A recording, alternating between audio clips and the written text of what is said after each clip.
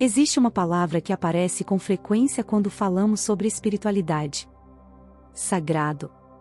Ela está em livros, em templos, em cerimônias, em lugares considerados especiais. Mas existe uma pergunta curiosa: será que todas as culturas compreenderam essa ideia da mesma maneira? Quando pensamos nos antigos druidas, é comum imaginarmos bosques sagrados, árvores sagradas, fontes sagradas. Talvez essa imagem não esteja completamente errada. Mas talvez também revele um hábito muito moderno. O hábito de separar algumas partes do mundo como especiais, enquanto tratamos todas as outras como comuns. E se, para os antigos observadores da natureza, essa divisão simplesmente não fizesse sentido? Talvez a maior diferença entre nós e eles não esteja naquilo que veneravam, mas na maneira como percebiam o mundo ao seu redor. O ser humano gosta de organizar a realidade. Criamos fronteiras, classificações, categorias. Separar ajuda a compreender, mas também pode esconder algo importante. Chamamos certos lugares de especiais porque, de alguma forma, sentimos que os demais não o são. Um templo, uma montanha, uma árvore muito antiga, uma nascente. Todos podem despertar reverência. Mas a natureza raramente faz esse tipo de distinção. A chuva cai sobre toda a floresta. O vento percorre tanto a árvore jovem quanto a centenária. O rio não escolhe apenas um trecho para continuar sendo rio. Talvez os antigos percebessem nisso uma lição silenciosa. Hoje muitas pessoas entram em uma floresta para descansar, fotografar, fazer uma trilha, respirar um pouco antes de voltar à rotina. Nada disso é errado. Mas talvez essa relação fosse diferente para quem vivia cercado pela natureza todos os dias. Para um druida, a floresta não era um destino de fim de semana. Era uma presença constante. Era onde os ciclos se tornavam visíveis. Onde o tempo podia ser observado sem relógios. Onde nascimento, crescimento, decadência e renovação aconteciam diante dos olhos. Talvez por isso ela ensinasse tanto. Não porque escondesse poderes misteriosos, mas porque revelava, pacientemente, o funcionamento da própria vida. Existe um impulso muito humano de querer explicar tudo rapidamente. Encontrar definições.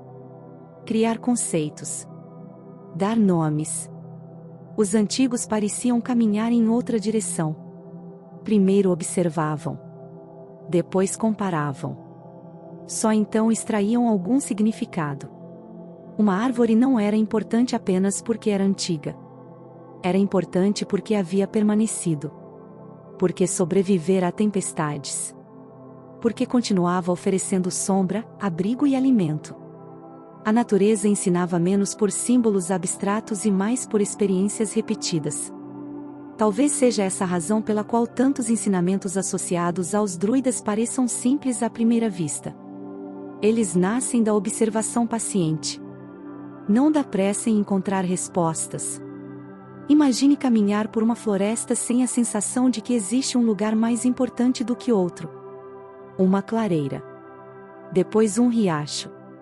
Depois um bosque de carvalhos. Depois uma encosta coberta de samambaias. Cada ambiente possui características próprias. Mas todos pertencem ao mesmo ciclo. Talvez seja justamente essa percepção que torne desnecessária a separação rígida entre o que seria sagrado e o que seria apenas comum. Quando tudo participa da mesma ordem da natureza, a reverência deixa de depender de um lugar específico. Ela passa a depender da forma como olhamos. Com o passar dos séculos, a relação entre o ser humano e a natureza mudou profundamente. As cidades cresceram. Os ritmos se aceleraram. A paisagem passou a ser vista muitas vezes como pano de fundo. Algo que observamos pela janela. Ou durante as férias. Talvez por isso sintamos necessidade de procurar lugares especiais para experimentar silêncio. Os antigos dificilmente fariam essa separação. O silêncio estava presente no nascer do dia. Na mudança das estações. na sombra de uma árvore, na água correndo sobre as pedras. Não era preciso fugir do mundo para encontrá-lo. Era preciso aprender a percebê-lo. As palavras são extraordinárias, mas também possuem limites. Quando damos um nome a algo, corremos o risco de acreditar que já o compreendemos. Talvez aconteça o mesmo com a palavra sagrado. Ela pode aproximar algumas pessoas da natureza, mas também pode sugerir que apenas certos lugares merecem reverência. Os antigos talvez nos lembrassem de algo diferente. Não é a floresta que precisa mudar para se tornar especial. É o olhar de quem entra nela. Ainda hoje, qualquer pessoa pode observar o mesmo ciclo que fascinava nossos ancestrais. Uma árvore floresce. Depois perde as folhas. Permanece imóvel durante o inverno. E renasce quando chega o tempo adequado. Nenhuma cerimônia é necessária para perceber isso. Nenhuma fórmula. Nenhum segredo oculto. A natureza continua oferecendo as mesmas lições. A diferença talvez esteja apenas na atenção que dedicamos a elas. Os antigos não eram especiais porque viviam em outro tempo. Talvez fossem porque aprenderam a olhar demoradamente para aquilo que a maioria atravessava sem perceber. Talvez a questão nunca tenha sido descobrir quais lugares são sagrados. Talvez a questão seja outra. Como seria caminhar pelo mundo sem separar, o tempo todo, o extraordinário do cotidiano? Os antigos observadores da natureza talvez não procurassem experiências extraordinárias. Eles aprendiam a reconhecer profundidade justamente naquilo que se repetia todos os dias. Na luz atravessando as folhas. Na água encontrando seu caminho. No silêncio de uma floresta ao amanhecer. Talvez seja por isso que tantos de seus ensinamentos ainda pareçam atuais. Eles não dependem de uma época específica.